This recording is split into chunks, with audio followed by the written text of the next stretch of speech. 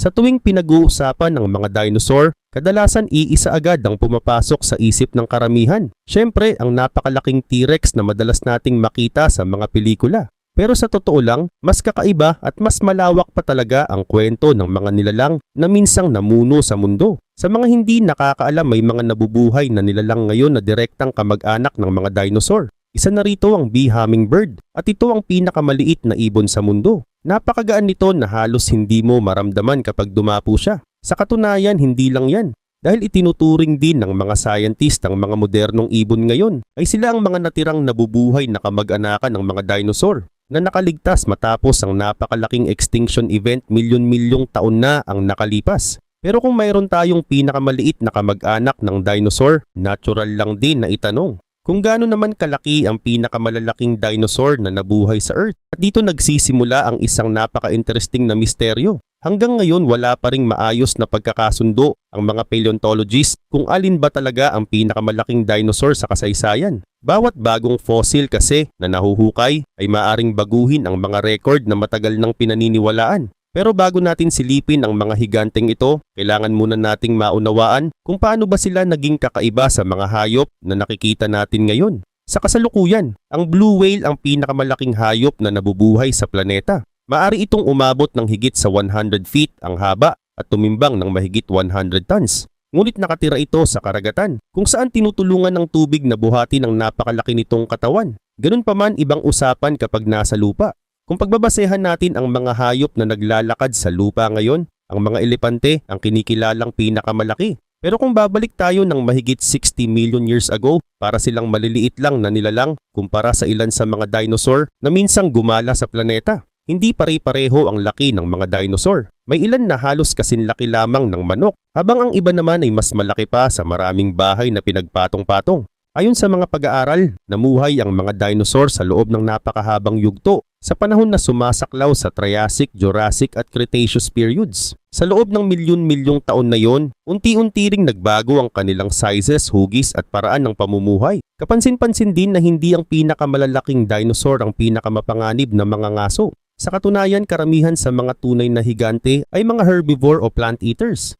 Sa halip na manghuli, ginugol nila ang kanilang buhay sa pagkain ng napakaraming halaman upang masuportahan ang kanilang napakalaking katawan. Ngunit paano nga ba nalalaman ng mga scientists kung gaano kalaki ang isang dinosaur kung wala ng buhay na specimen na maaring pag-aralan? Isa ito sa pinakamahirap na bahagi ng paleontology. Napakabihira ng pagkakataong makahanap ng kumpletong skeleton. Kadalasan kasi, iilang buto lamang ang nahuhukay. Marami pang labi ng dinosaur ang maaring tuluyang nawasak ng panahon bago pa man matagpuan ng tao. Dahil dito, kailangang gumamit ang mga researcher ng advanced technology upang makabuo ng mas malinaw na larawan ng mga sinaunang higanteng ito. Sa tulong ng 3-dimensional scanning, computer modeling at modernong anatomical studies, unti-unting nabubuo ng mga scientists ang posibleng hitsura, timbang at size ng mga dinosaur na minsang namuno sa lupa. At kahit hindi pa rin sila makapagbigay ng 100% na tiyak na sagot kung sino talaga ang pinakamalaki sa lahat, mayroon ng ilang kandidato na paulit-ulit na lumalabas sa mga scientific studies. Kaya naman sa video na ito yan ang ating aalamin. Pero bago tayo magsimula, huwag kalimutang i-like ang video na ito. Malaking bagay na ito para sa aming mga content creator. Maraming salamat at ngayon simulan na natin.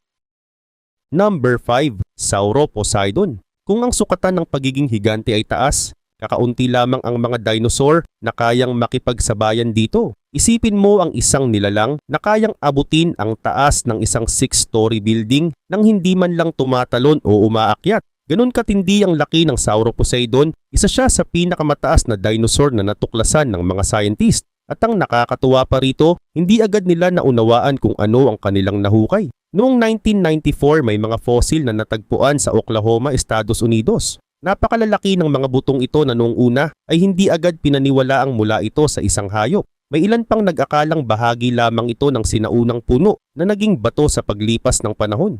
Ngunit nang masuri ng mabuti ng mga paleontologists makalipas ang ilang taon, lumabas ang nakakagulat na katotohanan. Ang mga butong iyon ay bahagi pala ng leeg ng isang napakalaking sauropod dinosaur. At dito nagsimulang makilala ang Sauroposeidon. Ang pangalan nito ay mula sa salitang Griego na tumutukoy sa lizard at kay Poseidon, ang diyos ng dagat sa sinaunang Greek mythology. Isang pangalan na bagay sa isang nilalang na parang isang alamat. Batay sa mga fossil na natagpuan, tinatayang umaabot sa humigit kumulang 89 hanggang 112 feet ang kabuuang haba nito. Ang balikat naman nito ay maaring mas mataas pa kaysa sa isang dalawang palapag na bahay. Pero ang tunay na kahanga-hanga ay ang leeg nito. Sa ilang scientific estimates, ang ulo at liig nito ay maaring umabot sa mahigit 50 feet mula sa lupa.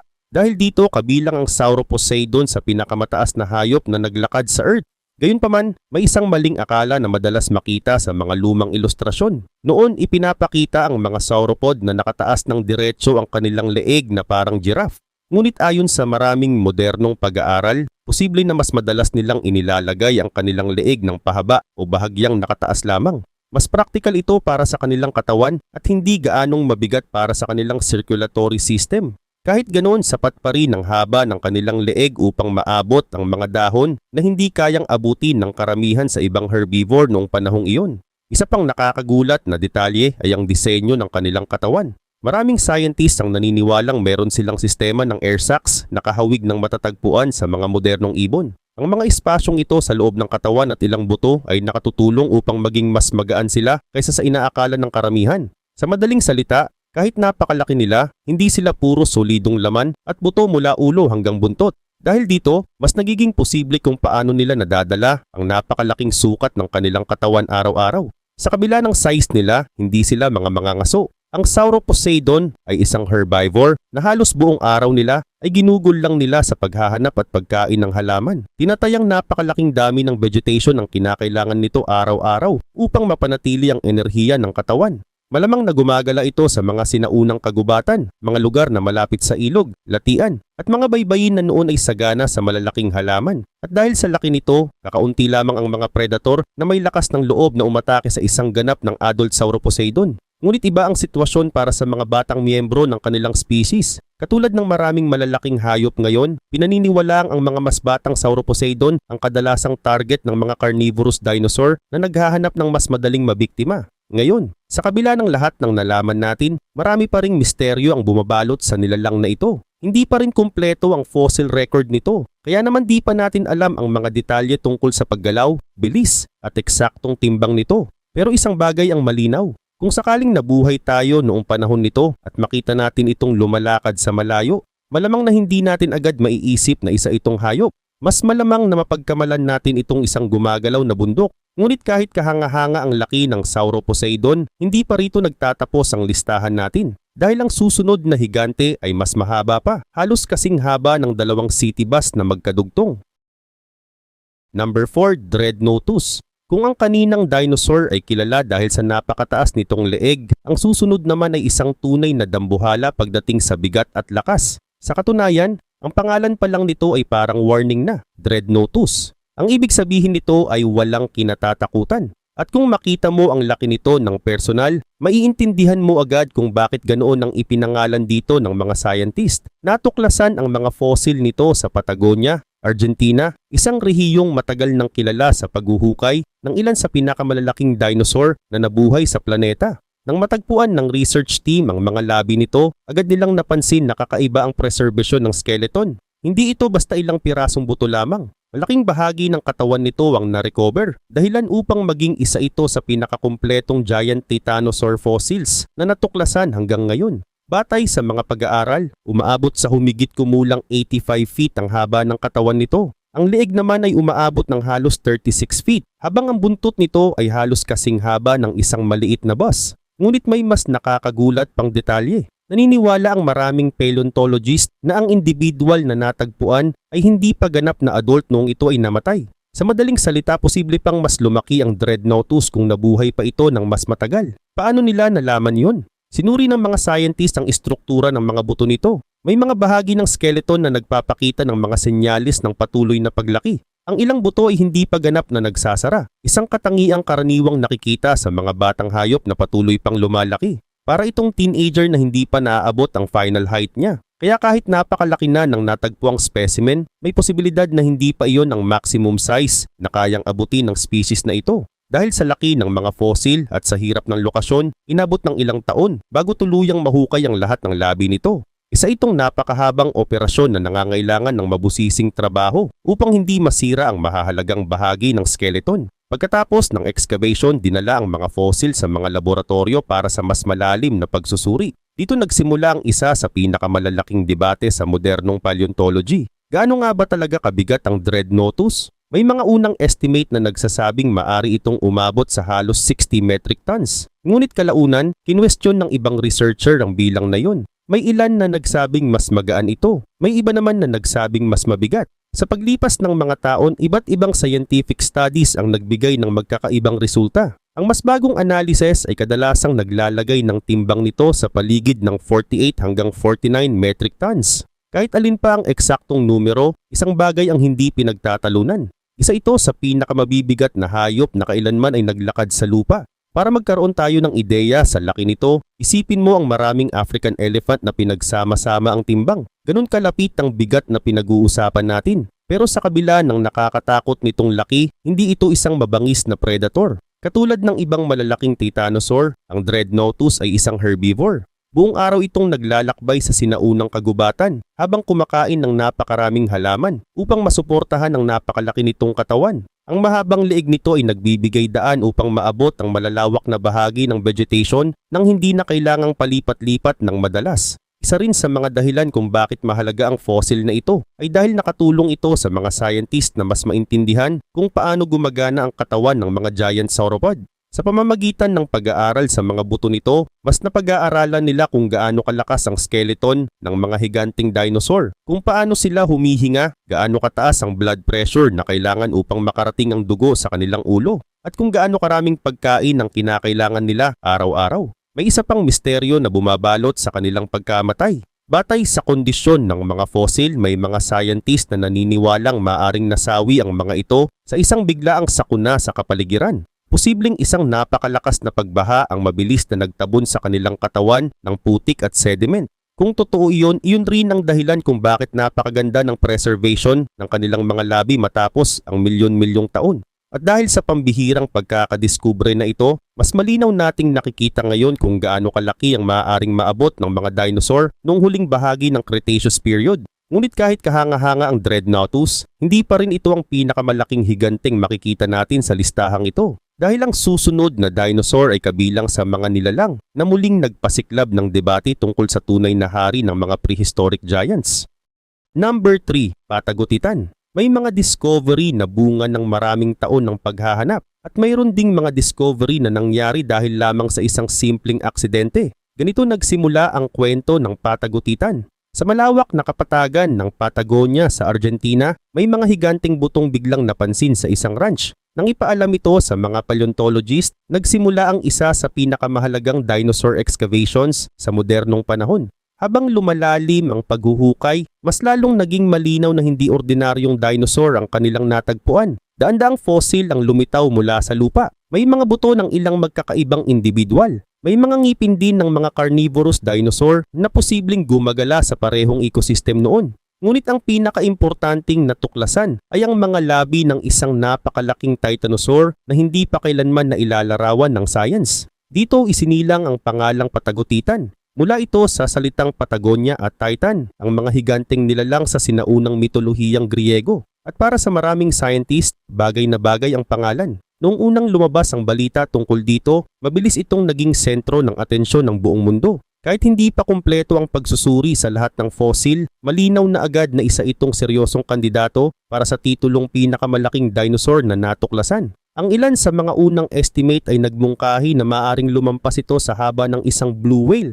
Ngunit tulad ng maraming giant dinosaur discoveries, nagkaroon din ng mga debate. Habang dumarami ang pag-aaral at mas nagiging detalyado ang skeletal reconstruction, nagbago ang ilang bilang. Ang mas bagong scientific estimates ay karaniwang naglalagay sa Patagotitan sa paligid ng 100 feet ang haba at humigit kumulang 50 hanggang 57 metric tons ang timbang. Kahit bumaba ang ilang naunang estimate, nananatili pa rin itong kabilang sa pinakamalalaking hayop na kailanman ay naglakad sa lupa. Para mas madaling ma-imagine ang laki nito, isipin mo ang isang nilalang na ang hita pa lamang ay mas mataas na kaysa sa maraming tao. May mga fossil nito na nagpapakita ng femur na halos 8 talampakan ng haba. Iyan pa lamang ay sapat na para makita kung gaano kalaki ang katawan na sinusuportahan ng mga paa nito. Katulad ng ibang titanosaur, ang patagutitan ay hindi isang predator. Isa itong herbivore na gumugol ng buhay sa pagkain ng napakaraming halaman. Ang mahabang leeg nito ay nagbibigay ng access sa malalawak na bahagi ng kagubatan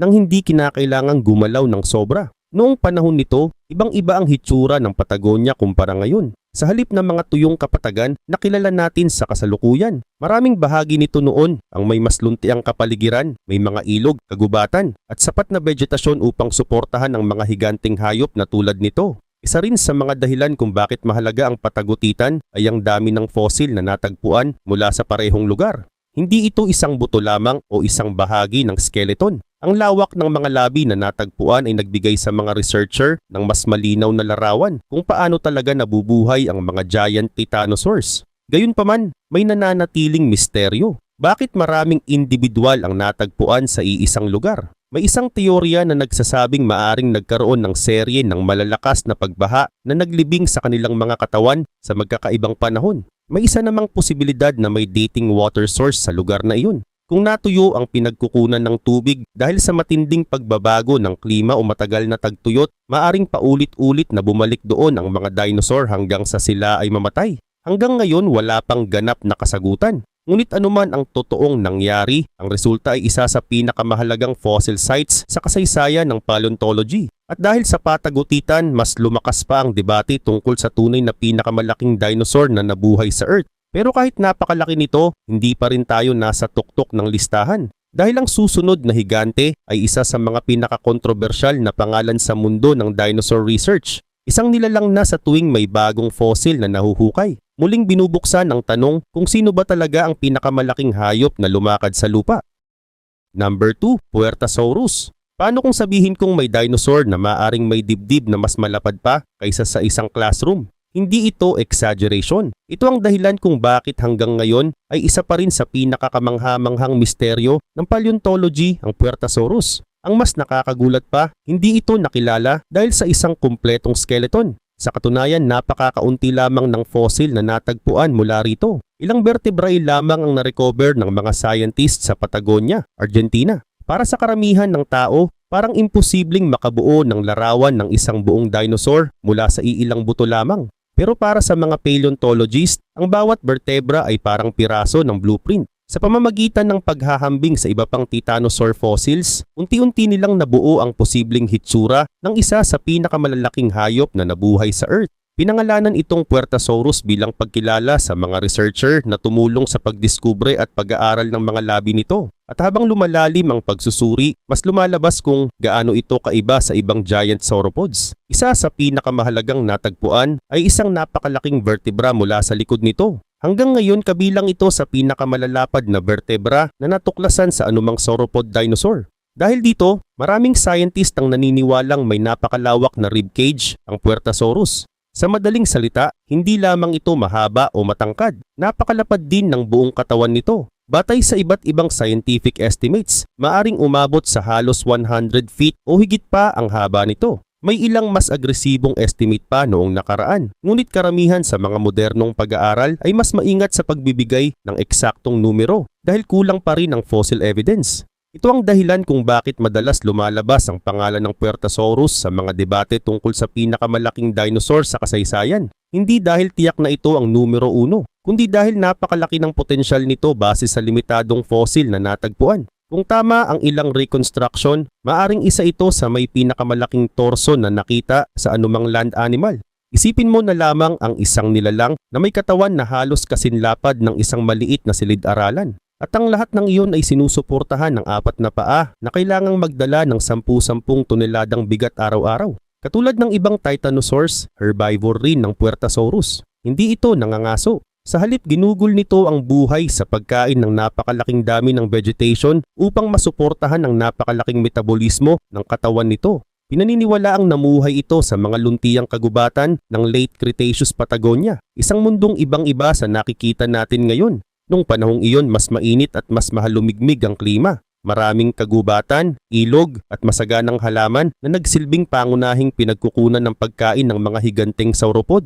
Isa rin sa mga posibleng dahilan kung bakit naging matagumpay ang mga higanteng ito ay ang kanilang paraan ng pamumuhay. May mga scientist na naniniwalang ang malalaking titanosaurs ay maaaring gumagalaw bilang mga grupo o herds. Ang ganitong sistema ay nagbibigay ng dagdag na proteksyon laban sa mga predator, lalo na para sa mga batang individual. At bagamat halos walang predator ang kayang umatake sa isang malusog na adult Puertasaurus, hindi ganun kaswerte ang mga bagong pisa at batang dinosaur. Sa parehong ecosystem, may mga malalaking theropod predators na maaring banta sa mas mahihinang miyembro ng kanilang species.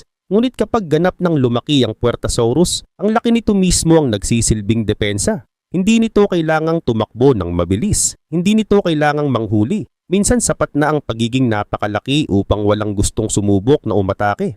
Hanggang ngayon, nananatiling limitado ang ating kaalaman tungkol sa Puertasaurus dahil sa kakaunting fossil na natagpuan. Pero may isang bagay na malinaw. Kung isang araw ay matagpuan ang mas kumpletong skeleton nito, posible nitong baguhin muli ang listahan ng pinakamalalaking dinosaur sa kasaysayan. At ngayon narating na natin ang huling yugto ng ating paglalakbay. Ang susunod na dinosaur ay isa sa mga pinakakontrobersyal at pinakapinagdedebatihang higante sa buong mundo ng paleontology. Para sa ilan, ito ang tunay na pinakamahabang hayop na kailanman ay nabuhay. Para naman sa iba, kulang pa rin ang ebidensya upang tuluyang ibigay dito ang corona. Ngunit isang bagay ang sigurado, ang susunod nating entry ay isang alamat sa mundo ng mga dinosaur. Number 1, Argentinosaurus. Sa loob ng mahigit isang siglo ng paghahanap ng mga dinosaur, iisang tanong ang paulit-ulit na bumabalik. Ano ba talaga ang pinakamalaking hayop na kailanman ay naglakad sa lupa? Maraming pangalan ang naging kandidato. Ngunit para sa napakaraming paleontologist, isang pangalan ang laging kasama sa usapan, Argentinosaurus. Ang nakakatuwa, nagsimula rin ang kwento nito sa isang simpleng pagkakamali. Noong huling bahagi ng 1980s sa Argentina, may natagpo ang napakalaking fossil sa isang pribadong lupain. Sa unang tingin hindi agad malinaw kung ano ito. May ilan pang nag-akala na bahagi lamang ito ng sinaunang kahoy na naging bato sa paglipas ng panahon. Ngunit habang dumarami ang pagsusuri at paghuhukay, naging malinaw na ang natagpuang mga buto ay mula sa isang nilalang na higit na mas malaki kaysa sa halos lahat ng dinosaur na kilala noon. Dito nagsimulang makilala ang Argentinosaurus. Hanggang ngayon hindi pa rin kumpleto ang skeleton nito. Ngunit kahit limitado ang fossil evidence, sapat na ang mga natagpuang buto upang maunawaan ng mga scientist na isa itong tunay na higante. Sa katunayan, ang ilan sa mga vertebra nito ay kabilang sa pinakamalalaki na natagpuan sa anumang land animal. Dahil kulang ang skeleton, gumagamit ang mga paleontologist ng iba't ibang scientific methods upang tantiyahin ang laki nito. Inihahambing nila ang mga natagpuang buto sa mas kumpletong skeleton ng ibang titanosaurs at sa kanila binubuo ang posibleng kabuuang sukat. Dito nagsisimula ang debate. May mga estimate na nagsasabing mahigit 100 feet ang haba nito. May iba namang mas konserbatibo. May ilan ding pag-aaral na nagmumungkahi ng timbang na higit 60 metric tons, habang ang iba naman ay mas mataas pa. Dahil dito wala pa ring eksaktong numero na tinatanggap ng lahat ng scientists. Pero isang bagay ang halos walang kumukontra. Ang Argentinosaurus ay kabilang sa pinakamalalaking hayop na nabuhay sa buong kasaysayan ng Earth. Ang leeg nito ay maaaring kasing haba ng maraming city bus na magkadugtong. Ang mga paa nito ay parang haliging bato na sumusuporta sa isang gumagalaw na gusali. At sa kabila ng nakakatakot na laki nito, isa lamang itong herbivore. Araw-araw kailangan nitong kumain ng napakalaking dami ng halaman upang masuportahan ang katawan nito. Isipin mo na lamang kung gaano karaming puno, dahon at vegetation ang kinakailangan ng isang hayop na tumitimbang ng 2 dosenang tonelada. Marahil kaya rin nito binago ang mismong kapaligiran sa paligid nito. Kapag dumaan ang isang grupo ng mga Argentinosaurus sa isang kagubatan, malamang na nababago nila ang hitsura ng lugar sa pamamagitan lamang ng kanilang pagkain at paggalaw.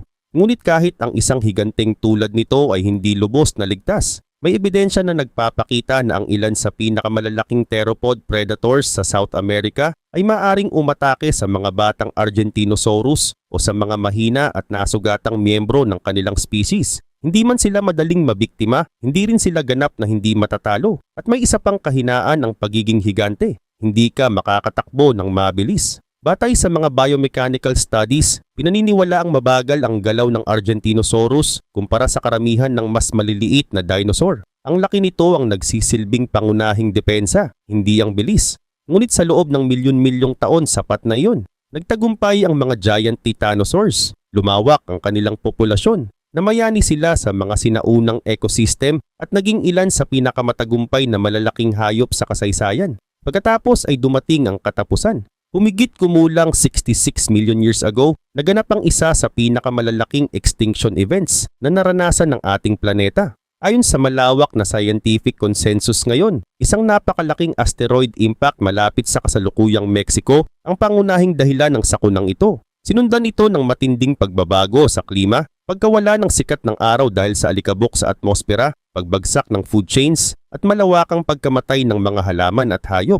Hindi mahalaga kung gaano kalaki ang isang dinosaur. Hindi mahalaga kung gaano ito katagal namuno sa Earth. Nang magbago ang buong planeta, maging ang mga higanting tulad ng Argentinosaurus ay hindi nakaligtas. At marahil iyon ang pinakakamanghamanghang bahagi ng kanilang kwento. Sa loob ng milyon-milyong taon, nagtayo ang kalikasan ng mga nilalang na mas mahaba kaysa sa bahay, mas mabigat kaysa sa maraming elepante, at mas malaki kaysa sa anumang hayop na naglalakad ngayon. Ngunit sa huli, ang pinakamalalaking nilalang na minsang yumanig sa lupa sa bawat hakbang nila ay naiwan na lamang bilang mga butong nakabaon sa ilalim ng bato, mga tahimik na paalala ng isang mundong hindi na natin kailanman makikita muli.